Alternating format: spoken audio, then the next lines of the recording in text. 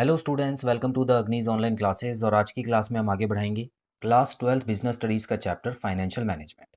सो students, आज हम question 10 करने वाले हैं। आइए देखते हैं इस केस स्टडी में क्या टॉपिक्स आपको दिए हुए हैं और ये किसके ऊपर आधारित केस स्टडी है।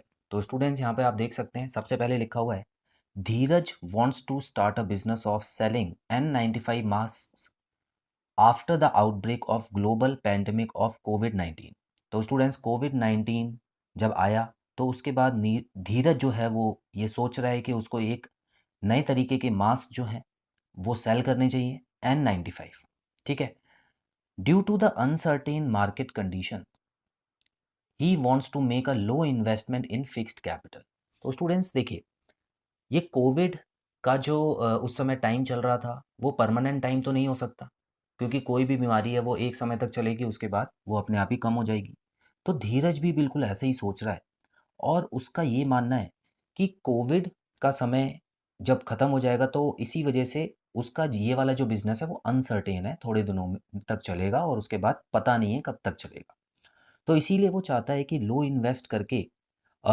इन्वेस्टमेंट करे फिक्स्ड कैपिटल में, मतलब मशीन्स वगैरह ना खरीदे, है ना। अब मशीन खरीद के रख लेगा, मान लेते हैं 2-3 साल में जब नहीं होगा कोविड या सब ठीक हो चुके होंगे तो मशीन्स उसकी ख़राब हो जाएंगी, बेचनी पड़ेंगी।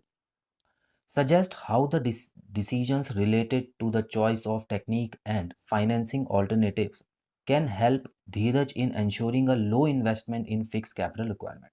अब आपको इसको यही सजेस्ट करना है कि फिक्स्ड कैपिटल की रिक्वायरमेंट उसको कम है, ज़्यादा तो है नहीं, तो कौन कौन से पॉइंट्स उसको ध्यान में रखने हैं और कौन कौन से चॉइस में वो मतलब कौन कौन से ऑप्शन में वो चूज़ कर सकता है, ताकि उसका ये वाला जो सपना है पूरा हो जाए, उसकी काम भी शुरू हो जाए और उसको ज़्यादा खर्च भी करना ना पड़े।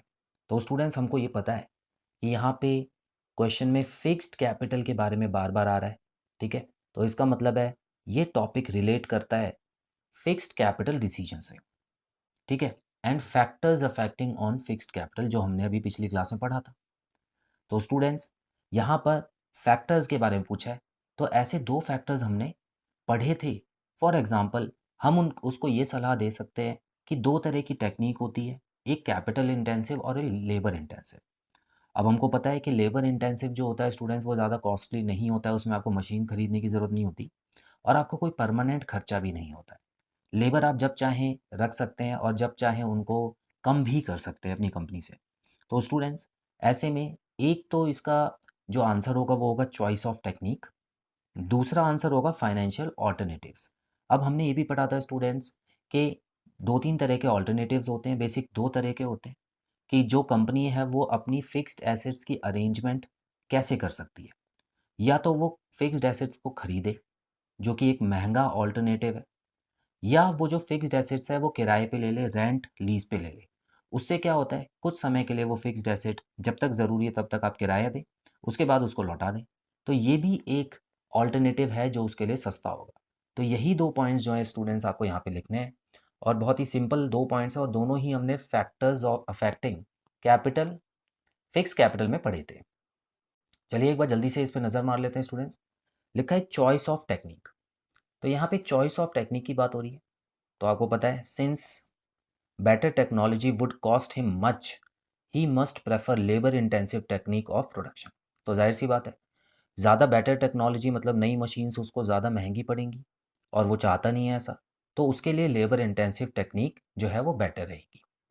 दूसरा ऑप्शन है financial alternatives, he should prefer lease option for fixed assets like plant, machinery, etc. as this may reduce his investment। तो सिंपल लैंग्वेज में आपको इसको समझा देना है। अगर वो किराए पे लेता है, लीज पे लेता है और प्लांट और मशीनरी जैसी बड़ी फिक्स्ड एसेट अगर वो किराए पे लेता है तो उसका किराया भर देगा, उसमें ज़्यादा उसका पैसा भी नहीं जाएगा। और अगर जब इसका बिज़नेस कम हो जाता है आने वाले 2 या 3 साल में, तो स्टूडेंट्स वहाँ पर वो अपना जो जो भी लीज़ पे लिए हुई है उसने फिक्स्ड कैपिटल, उसको दोबारा लौटा भी सकता है, रिटर्न भी कर सकता है। तो उससे उसकी इन्वेस्टमेंट कम लगी। तो स्टूडेंट्स, ये इस क्वेश्चन का आंसर था। इससे ज़्यादा भी आपको फैक्टर्स अगर पूछे जाएँ तो आप बता सकते हैं। कैश फ्लो पोजीशन भी आप बता सकते हैं या मार्केट की, शेयर मार्केट की पोजीशंस भी बता सकते हैं। तो बहुत सारे पॉइंट हमने पिछली क्लास में करे थे, वो आप लास्ट वीडियो में ज़रूर देखिएगा। तो स्टूडेंट्स, आई होप आपको ये क्वेश्चन समझ आया। बहुत जल्द मिलते हैं अगली क्लास में नए क्वेश्चन के साथ। Till then bye bye.